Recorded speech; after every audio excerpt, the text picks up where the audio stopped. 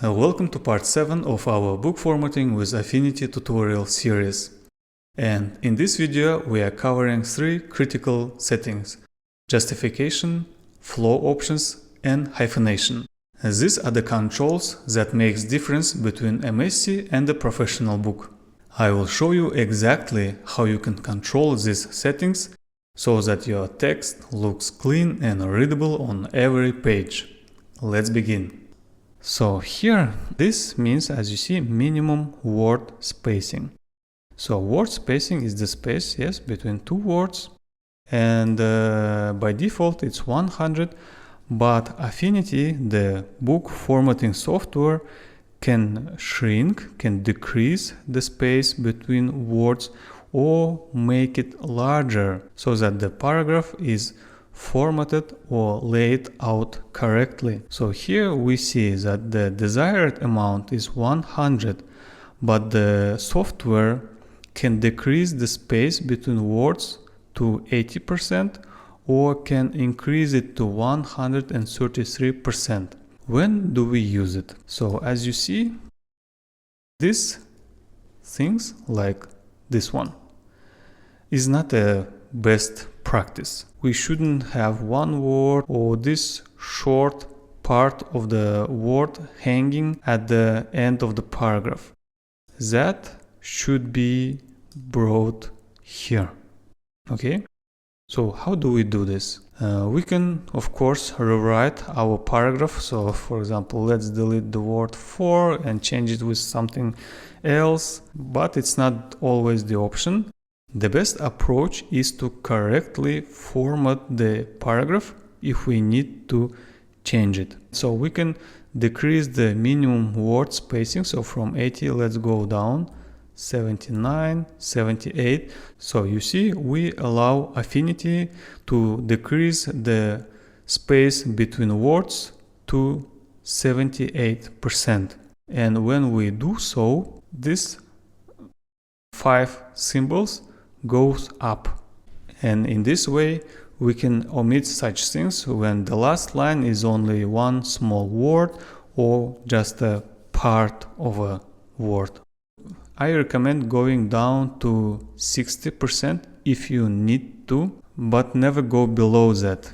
If you go even further, so like 50%, you see that now the space between words are too small, and this line looks like one long word. Yes? It is not readable. So let's bring it back 80%. Another option is space between letters, so space between each letters in a paragraph. By default it's set to 0, but we can change the minimum letter spacing to -1%, and you see that it also works good. But again, be careful that your words are not too tight. I know, this process can be a little overwhelming, especially if you are doing it alone. If you are feeling stuck, have some formatting issues, or if you just want to talk to a human about your project, I actually opened up spots for private one-on-one consultations. And this is a Zoom call where you can share your screen and we can discuss whatever you need. We can fix your formatting errors, discuss your cover design, or you can ask me any question about formatting and publishing your book. It's basically a strategy session to get you published. Go ahead and book your session. The link is in the description. Okay, let's get back to the tutorial. And we have the flow options. As you remember, start means where this paragraph starts. Anywhere means this paragraph can start anywhere after the previous paragraph.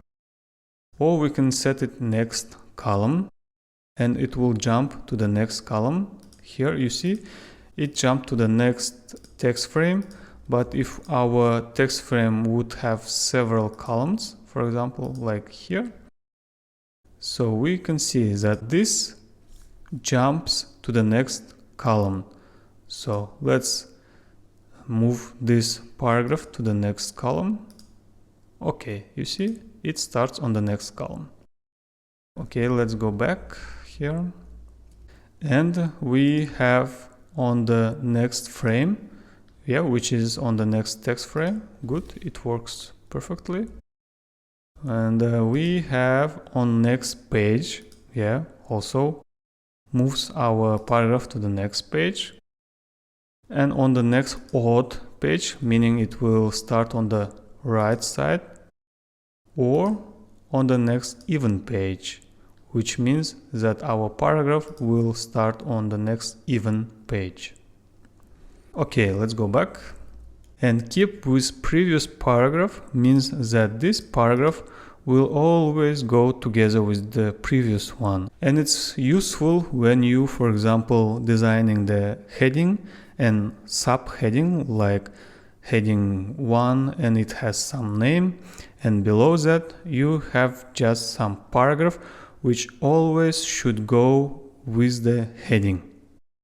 Prevent orphan first lines means that we prevent the first line left alone in the previous page. So for example, if we disable this, let's move it down. You see, this line is left alone. But this is not a good practice, so we should prevent orphan first lines.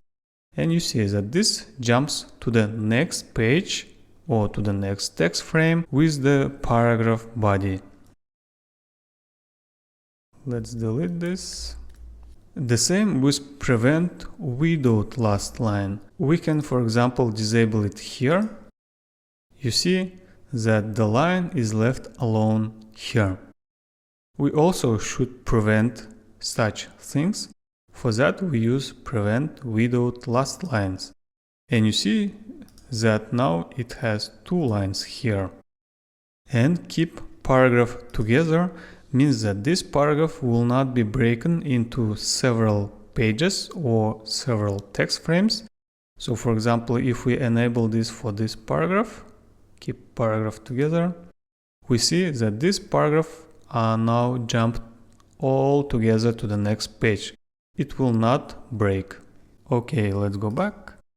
And keep with next some lines means that this paragraph will be kept together with some lines of the next paragraph. So for example, let's say keep it with next one line means that if we, for example, move this paragraph to the next page, this paragraph will also move together. You see? Some part of this paragraph moved to the next page together with the following paragraph. If we disable this and add just empty line here, you see that this paragraph is here and the next paragraph on the next page alone. And we have bullets and numbering. Let's discuss it just a little bit later. And the next one is hyphenation. We want to use hyphenation for proper formatting of the paragraphs. If we disable this, so for example, let's check on the longer paragraph here. You see that now we have a lot of empty spaces between words because they are stretched within the text frame. To prevent such a behavior, we use auto hyphenation. And now our words is hyphenated and overall the paragraph looks better without any empty spaces between words. Let's discuss just briefly the minimum score. Every break point inside the word has some score, and you can control how you want your words to be hyphenated. The lower the score, the more hyphenations you can see, so the more hyphenations you will allow. And the stricter the score, so the higher the score, the less hyphenations you allow. So just imagine it like the less the score, the more words can be hyphenated, the more ways that a word can be hyphenated. And the higher the score, for example 4 or 5, the less break points are allowed inside the word and the words are less hyphenated. And the minimum word length means how many letters should the word contain to be hyphenated. So, for example, the word sometimes contains 9 letters. If we set here 10, the word sometimes is no longer hyphenated because it doesn't qualify for this rule.